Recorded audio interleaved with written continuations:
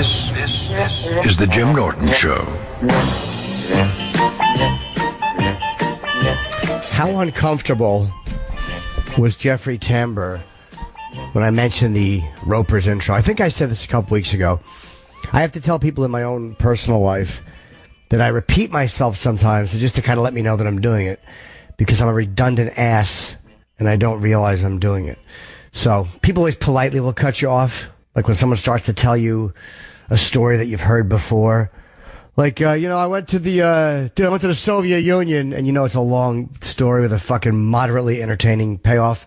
So instead of faking it, you go, oh yeah, is that where the Kaiser talked to you? Yeah, I told you. And then they proceed to tell you anyway. You want to cut their throats? So, Jeffrey Tambor came in to promote Transphobic, which is actually very good. I only saw the first episodes, and I want to watch more of them, but the Ropers theme song made me think of that. And I was in the bathroom, and I could hear Lou, the guy who runs the board back at Sirius, screaming that we're starting. And I was urinating. I come in, I hear the Stacy Keach intro, and Anthony being fired is obviously terrible for so many reasons. But one of the reasons it's terrible that we never talk about is that we lost the Stacy Keach intro. The only good thing about Anthony being fired, and there's only one good thing about it, is we no longer have to listen to 45 minutes of clips before the show starts in the morning. But that's basically, I'm just, I'm trying to find one redeeming moment in what is a sea of shitty moments. Anthony, New Mexico, has a good question. How did I get over my fear of getting on stage? Ant? Hey, Jimmy, how's it going? Good, how are you? I'm doing good, man. I'm a huge fan of you. Thank you for answering my call. Thank you. I just wanted to know how you got over your initial fear of getting up on stage. I went up and did it. That's all it is. How long have you been thinking about it? For a couple months now, but I've been scared as all hell, because that's probably one of my biggest fears, is standing up on stage. No, that's everyone's biggest fear. Honestly, they did a poll, and I think people said their greatest fear is public speaking. And Seinfeld had a joke, which was something like, people's greatest fear, over dying even, is public speaking.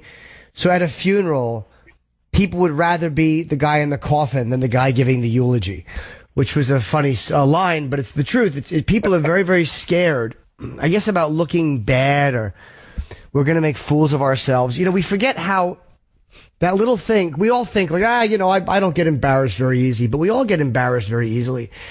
And it's one of those things, like, you ever go to talk dirty to a girl and she won't respond, and you're like, well, what's wrong?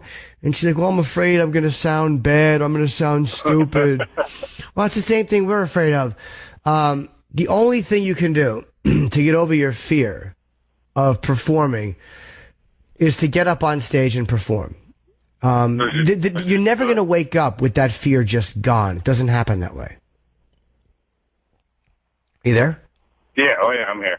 I mean, you're probably waiting for that magic day when you wake up and the fear is gone. Oh, okay, now I'm ready. That day never comes. You have to go up in spite of being afraid. You're supposed to be afraid. Stage fright is a natural thing to have, and every single performer had. Johnny Carson said he would get petrified every night when he went out. He would be nervous. And I remember Dice and I were talking when I was opening for Andrew. We were in a gig, I think in Vegas or something. And we're both backstage together, and I'm getting ready to go on. And Dice goes, how you doing? And I said, I'm a little nervous. How are you? And he went, petrified. So I made me feel so much better that even a guy like Dice, who's such a hard hitter and an animal and a success, would get nervous. So don't that's my suggestion. I didn't mean to ramble so long. Just get up there. Excuse me, folks. Just get up there and do it. I mean, that's the only thing you can do. Dude, I'm doing comedy 25 years, and I'll have moments where I still feel jittery. It's normal. Okay. It's very normal. There's something wrong with you if you don't let it stop you, but don't be upset that it's there, okay? All right. Thank you, man. I appreciate it. I hope you come out here one day. All right, Anthony, take care. And the number, by the way, is 866-969-1969. Call now before all the phone lines. Because what happens is people call 15 minutes into the show, and by then the phone lines are fucking swamped. And I miss some good calls. I'm on a ledge with a razor blade at my wrist. What do I do? Jim, wrap up. So try to get in early. Mike in Ohio. What's up, Mike? Hey, Jim, what's going on, buddy? I just seen you in Columbus a couple weeks ago. It was a great show, man. Thank you. It was quite a good gig. I really appreciate you coming out and being nice to all the fans and everything. Yeah, I was just had a question about just basically porn, and I've been with my girlfriend for about 8 years now, and I'm a rabid porn addict, and I have to look at more, amateur stuff now. I can't look at the real done-up things, I want to see, like, dirty socks and things like that. So how do you get your girlfriend, because you watch porno for that long, so you think every girl's going to want to, pull their butt apart and tell you to smell their butthole or something like that. And how do you bring that up without saying, well, is there any way you could bend over and tell me to smell your butthole or something along those lines without sounding like a creep? I don't even know if that's even possible, but... No, it is. The way you do it is you start kissing the back of her thighs and you kiss her ass a little bit. And you don't say, I love the smell of your ass. You could tell her, like, I love your scent. That's a way to do it. But tell her you like it. Like, you don't have to say, make me do it. But you can start doing it. Like when you're kissing it, open the cheeks and smell them. Let her hear you and then go, God, I love how you smell. I love you. She might go, that's weird. No woman doesn't want to be told that she smells good. Like, I don't care how shy she is. Every woman is going to love to know that her asshole smells in a way that turns you on. Because everyone is self-conscious about their asshole. Like, I live for the day that a woman just like looks at me naked and goes, oh God, I love mushy tits. I love when a guy has side fat and an appendix scar. Oh, that gets me wet. Like, that would make me feel so relaxed and happy. So what you got to do is just tell her that you like her smell. You know what I mean? Let her know. And who cares if she's shy? Always say it. Smell her through her panties. She's like, I'm going to shower first. Go, no. And then go down on her and smell her. Let her know from your experience that it really, really turns her on.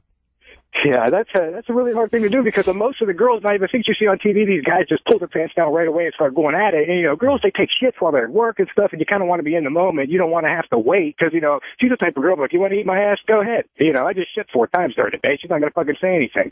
Oh, you want her to be clean first? I want her to be clean, but I want her to tell me that it's dirty. Like, I want you to tell me that it's dirty, even though it's not. You know what I mean? Just that the thought of you saying, oh, lick my dirty asshole. Well, you know what? First of all, why don't you just lick her dirty asshole already, you pretender? What do you want to do? What do you want to play video games, or do you want to get in there on the field and get your uniform dirty? Don't make her shower and then tell you that you pretend it's dirty. Lick her dirty asshole, you silly goose. But if you can't do that, lick it while it's clean. And just tell her you love the way it smells, and then slowly segue into that once she knows that you like her asshole smell. But my opinion is you should get right in there. If she comes out of the fucking bathroom holding the paper under her arm while she's still buttoning her pants, you should throw her on the bed and clean her asshole. What's the matter with you? I appreciate you taking my call, Jim. You're the best, man. All right, Mike, stop being such a goody two-shoes. Get in there, all right? I'm Rusty Sheriff's Badge on Twitter. I'll hook you up on there. All right, buddy. Good luck. Bye.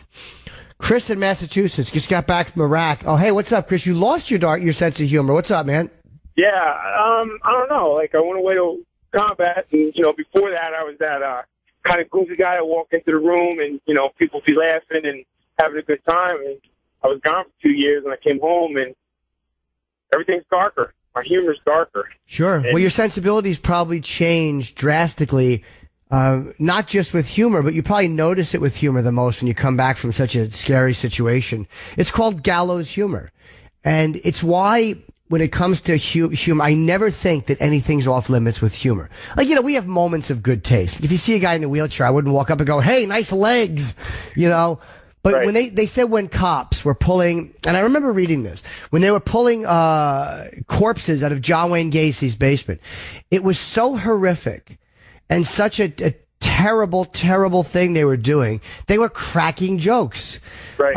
They would pick up a human head and say something like, hey, I ain't got nobody to go to the prom with. Like, they were just making jokes because otherwise you were going to scream. Right, and that's what dark humor is. And it doesn't mean that every time you make a dark joke, you're fighting the urge to scream, but that's where it's born. And that's why I think all dark humor is acceptable. So I don't think that you should feel bad about that. Maybe, do you go to like therapy for the other shit that you're feeling? Yeah. My wife told me, I walked out of the bedroom one day, the wife's like, yeah, if you don't go see somebody, we're packing up and moving, her and the kids. So, sure. The dark humor is okay. I think that's a really great thing because it's a coping mechanism. Right. You know, like instead of crying, you're going to say something obnoxious and try to make a laugh out of it. And there's times where it can be like deflective and like I use humor to avoid. My mother told me that once, like a sad part of, I was like 12 and like an emotional scene, you know, like terms of endearment. She's dying of cancer, you know, and I feel tears coming. So I say something like, "Hey mom, are they going to fart on each other?" You know, like I divert from emotion, which sometimes humor does. And that's not always good. Sometimes you don't want to avoid all emotion by using humor. But I think dark humor enables you to handle stuff. So I think it's a real gift. Yeah, because I do find myself cracking, jokes in I don't want to say inappropriate times, but, you know, with going back to with the cops bringing bodies out, you know, especially my military experience, you know, I do crack some jokes and they are definitely off the wall. And my wife will look at me like, "What is wrong with you?" You know what I mean? I don't know. Yeah, they haven't been there. I mean, it's really hard to explain what dark humor serves, but it does serve a purpose. And I think it's a blessing that you have it. Look, a therapist may disagree, but for me, it's enabled me to vocalize terrible or sad thoughts that were real and to do it in a way that I could survive it, you know, like, and sometimes it's just bullshit, but you know, if it's helping you remember all those horrible things, it beats not remembering things, dude. And it beats blocking things out. And it beats them coming out in rage. You know, it beats them coming out by you screaming at your wife. Better you make an inappropriate joke. Like, you know, it's weird. Like, I've watched all those beheading videos and they're horrible, as you know. And I've watched those videos and they horrify me. Like, they really do upset me. And when I talk about them, I can make beheading jokes all day long. But it doesn't diminish the way I really felt about watching those. So I'm sure that your experience in Iraq isn't diminished by your gallows humor. Brother. Okay, right? Cool. Thank you. Good luck, buddy. All right, you too. Bye-bye. Take care, man. Got a tattoo of your daughter behind your wife's back, and she wants to leave you. What's up? Hey, Paul, how are you? Pretty good, man. How you doing, Jimmy? Good. What's up, buddy? Man, I'm a huge fan of you guys, man. I love this show. I listen to all the time, man. You're awesome, guys. Thank you. All right, anywho we used to have a newborn daughter, and I've been out of state working. I'm self-employed on a small business company, and so I have to work my ass off quite a bit to afford the luxuries of our life, pretty much. And so pretty much I went out, kind of got drunk with friends, and got a tattoo of our family shield, my daughter's name on the bottom of it. And I came home, and my wife happened to see it. And now she wants to divorce me over it. Why? And I'm like, what the fuck's the matter? Well, you didn't get it on your face, did you? Like a teardrop, like you killed someone in jail. Exactly. That's what I'm trying to say. Is like, what's the big point? Like, I'm sleeping in a fucking, well, I'm not in a hotel, but I'm sleeping in my office now. But I'm like, what does it matter? I don't understand it. I mean, I don't know how to tell her about it. It's like, it's not in your body. It's my daughter's tattoo and everything else. I just don't know how to go about it. How to tell her don't worry about it. But also, my wife is also a police officer for somewhere in Texas. So, well, do you think that the problem is that you did it behind her back? Not necessarily, because she has tattoos as well. Then why is she saying? What's her point? What does she say? She just said, "Why didn't I consult her beforehand?" And I was like, "Well, I was in the middle of Alaska and had no cell service before I could talk to you." Well, I don't think you need to consult her. I mean. Is it where is it again? I'm sorry, buddy. It's on a calf. It's my family shield with my daughter's name with the banner around it. Well, if she's going to divorce you, sorry, buddy. If she's going to divorce you over that, I think there's probably other things wrong, don't you? I mean, I hope not. I mean, I've been tracking her cell phone calls and everything else. Because she's on my cell phone account for my company. So I mean, she's not doing anything derogatory, and I don't know. Well, I don't know why she'd want to leave you. I mean, I think that there's got to be something else going on. I mean, in her head. I mean, I'm not saying she's cheating, but, you know, you don't leave somebody over a tattoo, especially one on the calf. Do you have other tattoos?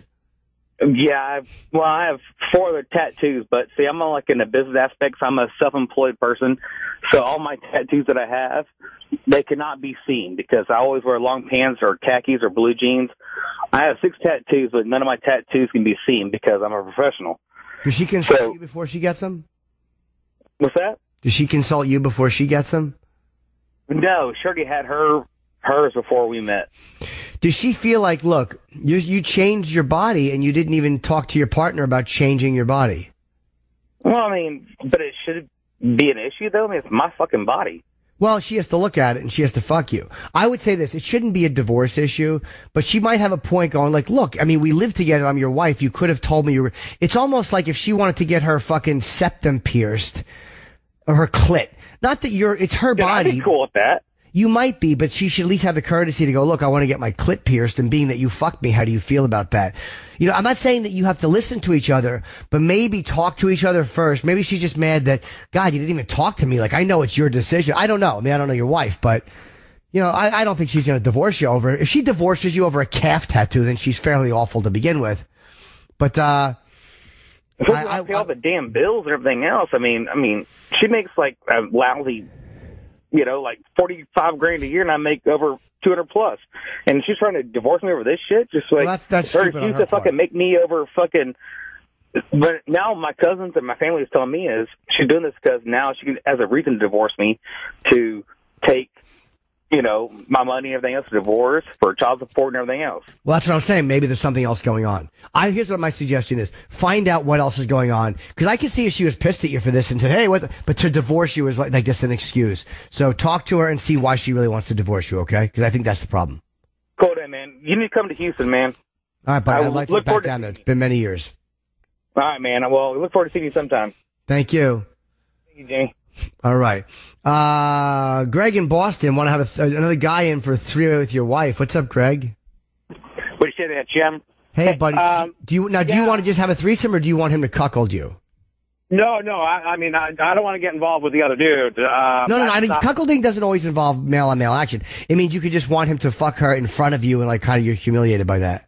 No, not at all. I want to get involved. It all went down a little over a year ago. I got my wife a hard-mounted dildo, and she was riding that, and then started blowing me, and she got so turned on by it, it just got me turned on even more. And ever since, I started beating it to MMF porn, and, you know, we've done that a bunch of times, and she digs it so much when, you know, she's either blowing that and fucking me or vice versa. I mean, it's just, just the way she gets into the sex when that's going down is just incredible. So, like I said, I started beating it to three-way porn and thinking of, you know, trying to introduce the real thing. I have no idea if, you know, how to bring it to the person instead of getting off away from the dildo and me. You know what I'm saying? Well, have you asked her? I haven't. To be honest, I haven't. And I probably should. Well, you usually got to say, while she's sucking the dildo and you're fucking her, why don't you say, I'll bet you'd like a real cock, wouldn't you? Or however you say it. Like, I bet you want a real one. Like, I know you want a real one. That's not good enough, is it? And see what she says. And at the end go like, you know, hey, would you like a real one? Do you ever think about that? Just talk to her about it. She says, no way. Are you afraid that she's going to say no and kill the fantasy for you? Possibly, because, you know, there will be times where we'll, you know, joke about it, you know, talk about being horny or whatever, and, you know, how am I going to take care of it? I'm like, yeah, well, you know, I'll get, you know, myself and, you know, a few guys out, whatever, because that's what it's going to take, jokingly. And then, you know, she's like, yeah, that sounds cool, you know, but I don't know if she's joking because she's far more reserved than I am in many ways, you know. And then kind of like the other guy, I don't want to be that creep that ends up getting that face slap, like, what's the matter? That's not good enough. Not that she would, but that's just what's in my head. Yeah, I would ask her. I would definitely ask her and see, but I would talk to her, talk dirty about it with her while you're fucking her and she's sucking the dildo. Right. Mention how that's not good enough anymore and you know that it's not good enough and just see what she does. Hey, I'll take it, man. Your advice works with other guys. I'll give it a shot. Good luck, man. Thanks, brother. John in New York doesn't think that we should be watching beheading videos. Hi, John. Hey, how you doing, Jim? Hey, buddy. Yeah, I don't think so. I think so. Every time someone logs onto one of those, they're promoting it. You understand? I mean, I do understand, but I don't necessarily agree. Well, you put out all these hits, and, you know, that's actually working with these Middle Eastern people. Now, you know, most of the times when the cartels do it, they do it as a warning to other cartels, and they're going to do it regardless of how many hits they're getting. I mean, I get why you're saying that, and maybe it's a temptation I should avoid. I've seen enough of them. But let's say not even beheading. Let's say beheading videos, but let's say car accident videos. I watched one of them yesterday, or other types of awful videos too. Right. I don't know what it is. Yeah, but this is strictly like to Americans, and it's awful. I mean, I've never seen one, but I just. What do you mean it's just to America? What do you mean it's strictly to Americans? Well, generally when we see them, they're American citizens. Very rarely. Very rarely are they American citizens. Almost never. Well, even the same, you shouldn't be promoting it by watching it. It gives them advertising. No, it doesn't give them advertising. Like they're not running ads on these things. They are. I know you're saying that if nobody watched them, they wouldn't put them up. They would still behead people. I know, but again, I can't say you're wrong to say that people watching it, the hit count goes up. Right. I'm not trying to contribute to that. But it's like looking at a car accident. It's very hard to not look when it's something that in human existence we very rarely get to see. But it does exist. You know what I mean? It's a very hard thing to not watch. Accident, you're there. I never went on. And a car accident doesn't promote them. Yeah, no, I understand. I'm talking about the motive behind it, though. Like the idea of looking. Car accident, you're not giving a hit count by looking. But it's like the fact is there is that part of you that I don't know what it is about them that sometimes I watch them. There's times where I go through, I very rarely do anymore, but, I don't know what need they would serve. It was almost like seeing the worst thing you could possibly see. Right. And I don't want to see that. Well, you probably shouldn't. I mean, right. Yeah. You can't forget it. Somebody's writing to me now, Mike in Canada. He watched beheading videos before 9/11 and wants to read it. Once you see it, you can't forget it. You really can't. You really can't forget it. You can't unsee it. It's very disturbing. The only point I make in my own favor with this is that, when people talk about beheading videos and what beheading is, I really do understand how horrendous it is. When you watch it, it really makes it a very real thing and not just an event. I think we have a tendency, the news, in a really weird way, desensitizes people to things. By talking about them all the time. And beheading, it just becomes another thing. Well, someone was beheaded. But when you actually see it happening, it becomes a much more upsetting image. So, who knows? Maybe I'm just justifying my own morbidity. I don't know, buddy. So thank you for the call. All right, thanks. All right, John. Let's see here. Doing stand-up for about a year. Vince in New York. How can you get more regular gigs instead of just doing bringers? Good question. What's up, Vince? How's it going, Jim? Good, buddy. How are you? I'm doing all right. I'm having a rough time. I want to break. I'm doing the open mics and doing the bringer shows, and I want to do my own show. The rooms are easy, I still make people laugh. I feel like I'm not getting my point across, and I want to, of course, I want to get paid doing this because I love this. It's my passion, but these bringer shows and the open mics. I don't know. So I'm young. I'm 24. So. Well, you know what? For a while, I did those. I did open mics for a long time. I didn't get paid for a year. My first paid gig was a year in, almost a year to the day, actually. It was a $25 check. Do you drive? Yeah, I do. But I live in Queens, so I just can go to Manhattan. I can go to Manhattan on the subway. You can also go to Manhattan, but you can also do gigs outside the city where you drive people and you do them really cheap. Maybe you try to get into a couple of clubs. You connect with other comedians. Have you auditioned at Dangerfields or any of those clubs? No, I haven't. I did the little lantern and the stand and stuff. I haven't auditioned for anything. I have altogether I have 45 minutes worth of material and then about 15 just improvise. Well, how much do you have?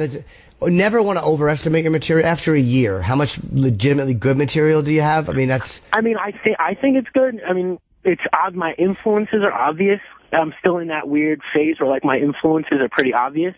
Yeah, you want to find your own self. You know what I mean? You want to find your personality. It's hard growing out of that whole Bill Hicks kind of because I'm so. You yourself. I'm inspired by a lot of comics growing up because I watched so much stand up from Lenny Bruce, Richard Pryor, Schimmel, Maron. I'm still kind of caught in between that, but I'm finding my voice. And it's just I don't know. Some of these rooms, I feel like they're laughing because a great not so long ago, Greer Barnes was there, and I went up right after him, and of course they were laughing because he made the audience so, into it. Yeah, but so you could also bomb after Greer, too. You could also bomb after Greer, too. Like, I've gone after Greer and bombed my face off because he kills. So if you did well after Greer, that's a good thing. That doesn't mean they're an easy room. A lot of times after a comic kills, you better be good or they're going to compare you to him. So I would suggest just keep doing what you're doing, man. If right now, if you're still in a place where your influences are still obvious, then you have more growing to do. And that's why I never watch other comedians, by the way. I didn't watch Hicks. I literally have never seen more than a few minutes of Bill Hicks, and that's why. I hear he's an amazing comedian. I just don't want to know. I don't want to know because I don't want to pick it up. So if you're still in that phase, keep doing the open mics. I was really inspired by Pryor, and I've kind of grown out of that. Pryor and Carlin were like huge influence on me, but I've grown out of that, and I haven't been doing. But like again, like the whole, that's what people have told me at least. I mean, I feel like I'm doing my own thing, but certain people be like, oh, I see some Hicks in you, or I see like Jim Jeffries. That comes up a lot because occasionally I'll bring a beer on stage just because like it's the anxiety, you know. I still got the nerves and stuff, but I mean, I used to have 3 or 4 before I go up. Now I have like 2, like 1 at the bar and then like 1 while I'm performing. Well, you shouldn't need anything to perform. You don't ever want to get in the habit. Try going up sober a few times. So it's a little bit harder, but in the bigger rooms, I kind of need some kind of like lubricate. I know. I'm telling you something though. If you want to get on the road and you're headlining and you're doing 2 shows on a Friday and you got to have 1 or 2 beers on the early show, you're going to be 6 or 7 beers in by the late show and you're going to suck. I'm telling you, learn how to do it sober. Again, the lubricant, that's all bullshit. Stage fright, I get it. We all have the anxiety, dude. Work through it. Because now, this is practice. The open mics are where you want to get rid of the Doug Stanhope or the Bill Hicks influence, like where people can see it. You know, those guys have influenced you and they meant something to you and they mean something to you. But you want to find yourself. So this is where you do it. This is where you find yourself, and this is where you work through those quirks and those little things. Like, you should not need a lubricant, because I'm telling you, when you're out there middling and headlining, it's going to eventually hurt you on the road. There's guys that drink on stage, but you don't want to need it, or you are really setting yourself up for a shitty precedent, okay? Wow, thanks, Jim. Thanks a lot. Use these free spots use them. Don't look at it like I'm not getting paid. Say, while I'm doing this shit for free. You know how much a Comedy Cellar pays me on a weeknight? $30, dude. That's what fucking Amy makes when she goes on. That's what Chris Rock makes when he goes on at the Comedy Cellar. We're all doing that for $30 on a weeknight. Doesn't mean anything financially. It's about this. I'm going to use this to get what I want, which is better material. So use it for your own advantage, okay? Wow, thanks a lot, Jim. Good luck, brother. All right, Rob in Atlanta. Do I think I've become less angry since my weight loss? Good point. Good question, Rob. What's up? Hey, Jim. I was listening to some older clips, like there was a call from in the mid-2000s, where, before you lost the weight and you were going off on this woman who called in. And I listened to the Lindy West interview from last year, and I just kind of noticed how much more calm and rational you were in handling it. And I was just wondering if you thought that was something, with age, or you think you've become happier since you've taken the weight off? Well, it's a little bit of both. It's a good question. I mean, you also, like, some of those yelling clips I think are funny, and sometimes I'm embarrassed by them. Like, I wish I would have handled that smarter or whatever. But, you live and you learn. We're all assholes 5 years ago. Like, that's how it is. Whenever you look back at yourself a couple years ago, you're like, oh boy, was I a douche. So I think part of it is I feel better about myself. Part of it is that I had my surgery on my sinuses, so I do sleep better. Even though I always complain about my apnea and it's depressing and frustrating, it is better than it was. Like, you know what I mean? It's not as bad. Since I have the mouth guard, it's better. Like, little things like that. Like, I do sleep slightly better. I do work out, which gets out some of the energy and the weight loss. But, I think the fact that I still have the anger is part of it. Is my sleeping is bad. But plus you get older. You grow up a little bit. That's what's always funny to me. Like, when people, like, there are people that just don't like the radio show anymore. And this was like this before Anthony got fired. There were people, say a year ago, people going, the show sucks now. It's not funny. It stinks. It's Anthony's this, Opie's this, Jim is this. And they're like, you guys are not the same anymore. And to a certain extent, they're right. Anthony is different than he was 10 years ago. So is Opie, and so am I. But what happens is, a lot of times listeners don't realize that in some way you guys are different too. Like, they're and I don't just mean you personally, but it's like when a listener goes, come on, man, it ain't like what you used to do. It's like, I want to say to that guy, okay, so really, when you started listening on NEW, so are you still going out till 3 a.m. on a Tuesday with your friends? No. Why not? Well, married. Okay. So it's okay for you to change a little bit, but not for us to change. And I know that we get paid and we're the entertainment, so we're not supposed, but as human beings, because we try to do at least an honest show, or as honest as we can, look, you see the real us to a certain degree. You know what I mean? And that does mean that at times we change, and you've seen us in very ugly moments, and you've seen us in some really good and smart moments. And so in a long-winded answer, I think it's a combination of both. No, and I completely agree with you, like I said, because, I listened back to those clips. I was probably 18 when I started listening, 5 years later. Like, this angry, the vulgar close guy, you guys are kind of talking about real issues and giving real opinions and debates. Like, those are things I prefer, too. So, as I've grown, I've kind of referred to more mature. You know what I mean? I totally get your point. And the funny part is, too, I get this once in a while, and there's people who don't like my stand-up, and that's life in the big city. There's going to be people who don't like your stand-up. But when they say things like, oh, he's too dirty, he just talks about fucking and sucking, it's like, I really don't. Like, do you not watch?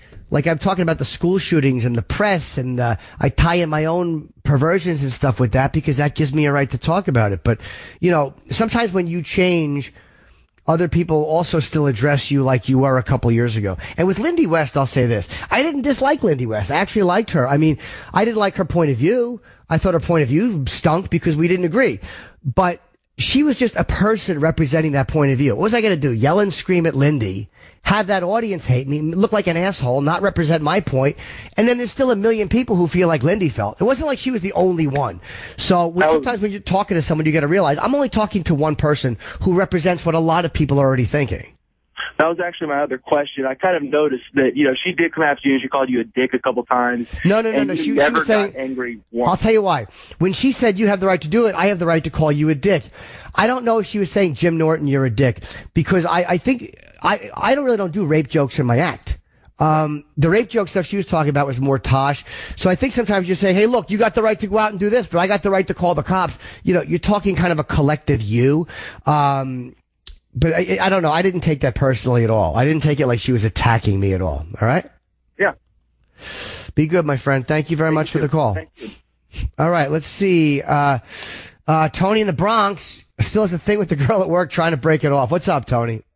What's going on, Jim? How you doing? Good, buddy. How are you? I call your advice show, and you always give me sound, solid advice, and I love you for that. I really do love you for that. You understand my sexual addiction. You understand my addiction in general, my substitution of my substances for now my sexual addiction.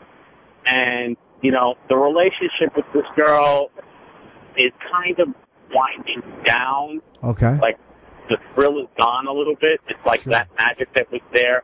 Sure. How do I say? When we were first fucking, dude, her pussy was constantly stopping wet. And now it takes a little work to get it there, you know what I'm saying? So you both are kind of feeling the same thing, maybe. Yeah, but it's that she's starting to kind of like, want to hold on a little bit more, like want to see me on the weekend, kind of thing like that. It's like, yeah, no, I can't do that. I've actually almost went through a divorce. Right now we're kind of trying to figure it out for the kids kind of thing. But how do I back up now? Because I don't want it to blow up in my face. I can't have, I was talking to somebody else, and they were like, listen, there's an inevitable explosion that's going to happen. And are you ready to deal with the repercussions of what that explosion, brings with it? Well, if you break up with this girl, or if you back up a little bit, do you really think that there's going to be a major problem? I hope not. I hope not. You mean the explosion if you keep going? No, the explosion if I tell her, all right, that's it, we can't do this anymore, and she turns around and like, fuck you, I'm going to tell your wife, tell my husband. Is she married too? Yeah. Well, maybe you could tell her, look, we got to put this on hold for a while because my wife has been getting a little suspicious. Like, just say, I want to put this on hold for a while and then kind of see maybe it will fade away. That happens sometimes too. If you can go like, look, I got to be careful. I can't get caught. But you have to be strong then because she may come after you. But if you're trying to just avoid a big blowout, maybe you should say, look, we have to put this on hold. My wife's been asking some questions. Well, she knows that I was having some serious problems and that I literally almost left my house from the last time that we spoke. And, I was ready to get done. But I think my wife kind of chilled out when she saw that I was serious and fuck it, I'm ready to leave. Because that relationship is making me fucking crazy. And this side relationship is the only thing keeping me sane. Well, I would suggest tell this girl that your wife is getting a little weird or suspicious or saw a text message that was questionable. Whatever you got to do, but let this girl know that you cannot do anything for a little while or for a long while. And this way you don't have to totally risk, freaking out. And then as time goes on, she'll get the idea. And then you might go, look, my wife is just too suspicious. All right. Listen, I'm going to come see you at Levity Live. Oh, good. I'll be with my wife. So if I say I'm Tony from the Bronx, shut your mouth. All right, Tony. All right? I'll be a good boy. Thank you, Jimmy. Be good, buddy. Sean from Alabama just fell off the wagon after 10 years. What's up, Sean? Hey, Jimmy. How you doing? I'm okay, buddy. What's going on? I need a little bit of help. I just left the meeting, and I respect you for everything that you've ever done. Okay. Went and saw you in Atlanta. I'm coming to Memphis. But my issue is been sober for 10 years. Okay. My addiction has gone to internet and just screwing around with women. And hold on, let me slow you down for 1 second. When's the last time you drank or got high?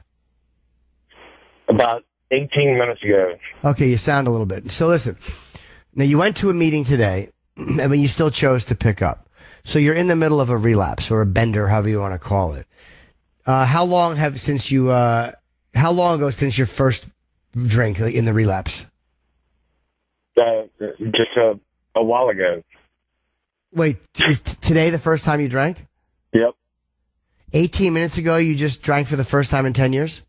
Yep. What were you thinking right before you picked it up? Got into an argument with a girl on the Facebook. So where was the beer? Where was the drink?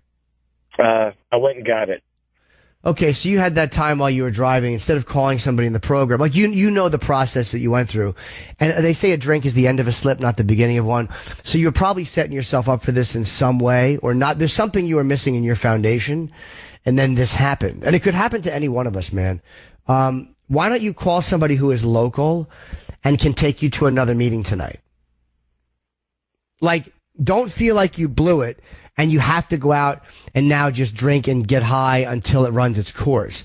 Like, a lot of people die on relapses, especially after a decade of being sober. So you don't need to do that. All you do is changing your date. If right now, if you call somebody from the fucking program who's local and you get to a meeting and, you talk about what happened after the meeting, because a lot of times they say don't talk if you've had a drink today. Whatever it was you missed the first time that made that foundation so weak, you can get it this time. You haven't lost 10 years of your life, dude. All you're doing is changing your date and picking up whatever piece it was that you missed in the beginning. Jimmy, I got into an argument with a girl over the phone. Okay, all right. Why would I subject myself to that? And because it's insanity. It's what we're crazy people, dude. We're crazy. Logic, you know what they say? Obsession is a thought over which logic doesn't have any power. It's never logical. You're right. Why would you do that? Why would you put what is the equivalent of a loaded gun in your mouth, knowing you're an alcoholic, over an argument? That's the craziness of what the addiction is, and that's why we have to be vigilant with it. So you have done it. So realize this, dude. You put the gun in your mouth, you fucking pulled the trigger, and now you're still alive. Okay, you're still alive. You don't have to do it again. You can stop the bleeding right now. Call somebody who is local, who can come get you and come sit with you, I'm saying, and talk to you, and just live with the fact that you fucked up, but you didn't drive into a pole and hit somebody. This could be a lot worse, dude. Right now you could be sitting in a jail cell with a fucking vehicular manslaughter charge. You didn't do that. So be mad at yourself that you fucked up, but be grateful that it's not a whole lot worse, okay? All right, Jimmy, listen, I love you. Thank you. I enjoy the show, and I've seen you a couple of times. And thank you. Good luck, Sean. And after you get off the phone with me, so for real, call somebody local who you know in the program and just tell on yourself. Don't sit with yourself and try to figure it out yourself. That's what got you in this mess to begin with. Just immediately tell on yourself. Be a fucking tattletale blabbermouth motherfucker and call somebody and just tell them, and they'll come over and you have some coffee and you'll work through it, okay? I'm going to, Jimmy. All right, Thank buddy. you. Make Thank sure you you. do. Okay, Sean. Right. Good luck, brother. Right. Be good, buddy. Yeah, that's hard, man. Guy, that's my greatest fear. You know, I'm no better than Sean. I mean, you know, it can happen to anybody no matter how long you are sober. But it's in that one moment. Like, we set ourselves up for it beforehand, obviously. And in that moment, we just decide and we go do it. And that absolutely could be me with that regret and crying and dreading it.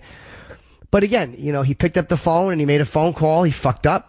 But we all fuck up at times. We all do stupid things. So I hope he understands that he really can get on with his life.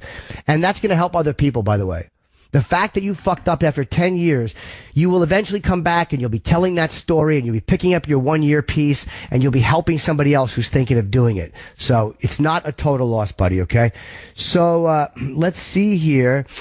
Terry in Nebraska, I certainly relate to this. Been with a girl 2 years, you can only get a rod when you're watching porn, or it can't even get hard. Hi. Hey, Jimmy, first off, I'm so glad you guys re-signed.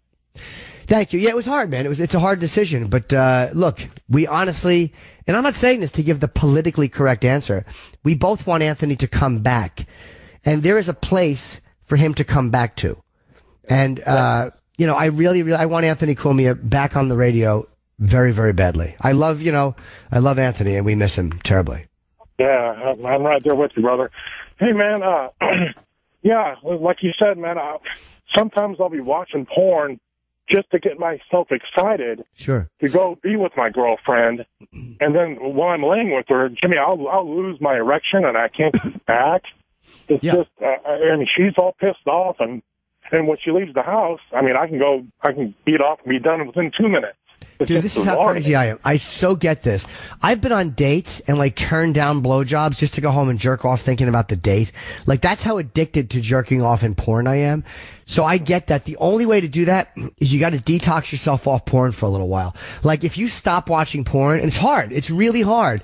But if you make the wife, well, she's your wife or girlfriend? Your girlfriend. If you make her, is she your wife? No, she's a girlfriend. But if you make her your only form of getting off, you will eventually get off with her again. But tell her, look, I've had a hard time. I'm watching too much porn. It's a real hard thing, dude, because this was bad when we had to go to the store and get videos or jerk off in booths. Now that we can open it on our phone and literally text dirty shit all day, look at porn all day, it's with us 24 hours a day. Like, years ago, it was hard to be in a law office. And, you know, if you could open a penthouse, but you couldn't be texting dirty all day or fucking jerking off on your computer all day. Now you can be. So these addictions are much, much harder and much more invasive. So what I would suggest is stop with the porn for a while, and eventually your dick will learn, oh, this is the way I get cum out of me. And you just got to retrain. You just got to retrain your dick a little bit, but it's very hard to do. It's easier said than done. Okay. I love you, brother. I really do, man. Good luck, my friend. I certainly relate to it. All right, thanks, Jimmy. Hey, buddy. Excuse me. I apologize for continually clearing my throat. What's happening is, when I have a milk product, I do that and it's annoying. Kevin in Philly, what's up, buddy? Kevin? Hey, Jim. What's up? Hey, so to make a long story short, I have a buddy who's getting married in a few months. This will be marriage number 2 for him. The last one kind of pulled him through the ringer. And, you know, to his credit, he played the eternal nice guy to the end, gave her everything she wanted and all that kind of stuff. So a few weeks ago, we're at a bachelor party I was throwing for another friend. We're sitting out by this lake on the dock, grabbing a couple beers, and I'm asking him, you know, hey, how's your planning going for the wedding and this and that? Basically, he starts crying, and he's like, I don't know how to get out of this. I'm in over my head. I don't want to marry her. I don't like having sex with her. You know, the kind of whole thing. So a few friends and I have been talking about it, and his cousin and whatever. So we were kind of thinking about, you know, maybe we should sit down and kind of have a talk with him and, you know, see if those were, you know, real feelings that night, or if it was a couple beers talking, or... That's fair. Yeah. If it was just you butting in. But if he mentioned this to you and was crying, Maybe sit down and maybe he'll go, nah, you know what, dude, that was just panic. I'm really happy I'm doing it. Sit down with him and ask him what he meant by that. I think that's fine to follow up with someone. Yeah. Yeah. So, like, do you think it's weird to have, like, is it something you think I should do one-on-one, or is it something like a group of close-knit friends would get together? Like, I don't want it to seem like we're being invasive or we're trying to push in on... Yeah, just one-on-one. We'll do it one-on-one, buddy. That's it. All right. Just say, hey, look, man, about that night, when you were breaking down and you were crying like a woman, talking about this awful bitch you're going to marry, did you mean that? No, just ask him. Say, look, man, are you okay? And he'll give you one or two answers. It's nothing, dude. Then you can go, are you sure? And, that's what you can do, all right?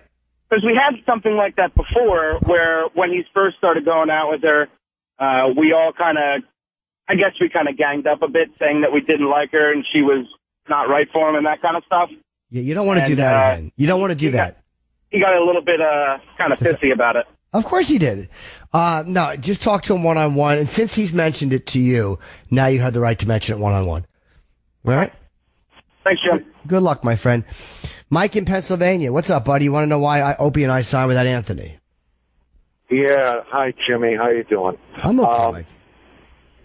I'm a little upset. I was hoping, because I've been listening now for the past couple of weeks, I was hoping you and Opie were going to say to Sirius, shove it up your ass, we're not going to sign unless Anthony is back here. You know, let me tell you about that. Of course that's a thought, and that's what we want to say to Sirius. Here's why I signed personally. First of all, I don't have enough money to just last me for the rest of my life. It's a paid gig that pays well. And people go, well, you're a whore. I'm not a whore. I have to make my living. Like, I have to make the money I make. The reason we didn't say, fuck you, we're not going to sign without Anthony, there's a couple of... First of all, Anthony, I know, wants to work with us again. But he has his show on Long Island. There hasn't honestly been any talks about him being in New York. Would he work mornings again? Like, it just wasn't spoken about.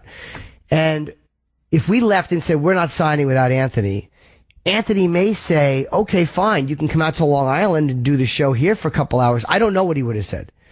But that's what I don't understand right there. I was hoping that Anthony was going to say, come on, guys, fuck them. I will pay you way better than fucking Sirius. Well, I think, don't forget, dude, I'll tell you well, here's why Anthony can't just say that. Because Anthony is just feeling his way through this too. You got to realize Anthony's doing a subscription-based thing, and he's gotten an extremely good response. But like, he can't offer to pay a bunch of people a lot of money, and then all of a sudden, what if subs drop? No, I'm not saying they're going to, but then what? Is he obligated to pay me and Opie? Like, it's a whole thing. And, again, those guys are different than I am because they're part of a comedy team.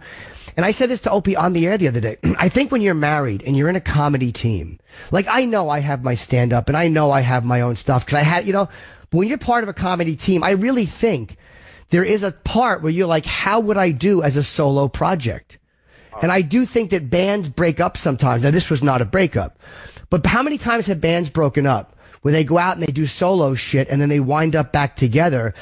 And then they're like, okay, we tried our solo shit. Anthony knows he can stand on his own right now. And even though I'm with Opie, this is Opie's show.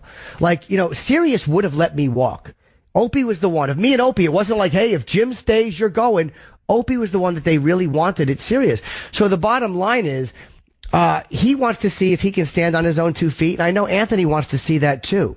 And it's not that they planned this. They didn't plan this. But as a performer, you do want to know that you can stand on your own 2 feet. Do you understand what I'm saying? All right. I do understand that. Let me ask you this. And I know the fans are disappointed, and so am I. Do you think if just for say Anthony does kind of fall through the bottom, do you think they will take him back? I don't think Anthony would fall through the bottom. I think Anthony would have a discussion with them, because I do think Anthony will succeed. Would they ever take him back? I can't say no. I mean, look, have they ever said, yes, we will? No, they have not. But they haven't said absolutely not, never either, because, it's crazier things have happened. Like, again, dude, who would have thought that the Opie and Anthony show would wind up working for K-Rock on CBS radio at one point? Like, much weirder things have happened. Who would have thought that Tim Sabean at one point would have worked for Stern and we would have had this cantankerous, horrible relationship with him, and then all of a sudden he'd come to work for the Opie and Anthony show? Like, much more bizarre things have happened. And there could come a time where enough time passes. And by enough time, it could be, 6 months or a year or not even. And then all of a sudden, Anthony goes, I miss you guys. And I know he does. And I know we miss him. And then time has passed. Things have totally cooled down. Anthony, as a performer, knows, look, I stood on my own 2 feet. Opie knows, look, I got a contract. I stood on my own 2 feet. Maybe they feel a little bit better as individuals and they talk and get back. You understand what I'm saying? Like, even though this was not a breakup, it really wasn't. It's a chance, like, when both people are thrust apart, where they're like, fuck it, I want to see if I can succeed on my own. I want to do that. But can I see him coming back? Yes, I can. And, anyone who thinks I'm being phony or evasive about this, and I don't mean you, buddy, for calling. I mean people who are home, if you think that, you're truly stupid, because I've been completely open about how I feel about this situation. And when people say, why did you sign with Sirius? Because they're censors. Look, I've spoken how I feel about them firing Anthony. While I was working with them, I went out and said, I didn't like that they fired Anthony. It was wrong that they fired Anthony. And I know why they said they did it. I don't like the decision. Any company I work for has that same bullshit. I'm not going to work for any company in life that doesn't have some of that in them. I know. I listened to the whole goddamn 20 years with you guys, and I miss it. I fucking miss it. Well, we miss it too, brother. But don't give up hope. And by the way, I do have a subscription with Anthony. Good. I really do. We feel zero competition with him. I don't fake love Anthony, like on the air, and say that to be nice. I genuinely mean it. So, I genuinely encourage people to listen to Opie and myself. Cause what do you think, that we like struggling through a new thing? Opie has said, like, hey man, it's kind of exciting to try something new. And he's not saying fuck Anthony. What he's saying, because sometimes he'll say something like that and people get the wrong impression of what he means. That's a guy going, hey man, as a performer after 20 years, because of circumstances that were beyond my control, I'm actually being tested. Can I do something on my own? And it's not a dick move to go, I want to try to do something on my own. And it was not a dick move for Anthony to go, fuck this. Anthony didn't sit around and wait, you guys got to remember. Immediately, AnthonyCumia.com, show in a month, boom, and he was ready. So, he has that same instinct, and obviously he's doing extremely well. His show is funny. So I hope that, I have to run because I have less than a minute to wrap up. And I appreciate your call, and that was why I took it, because this has been on everybody's mind. To answer people's questions, no, I've never had formal training helping people, but thank you if you like the advice. And how do I approach celebrities, specifically me? Andrew, I'm pretty easy. Just walk up and say hello. Unless I'm with a transgendered friend, then walk up and just go, hello, quietly. Teresa in the Bronx, you're a 30-year-old virgin. The real Jim Norton at gmail.com. You may not get your cherry pop, but you sure will get your asshole eaten. That's my way I end the advice show. And thank you guys for the call.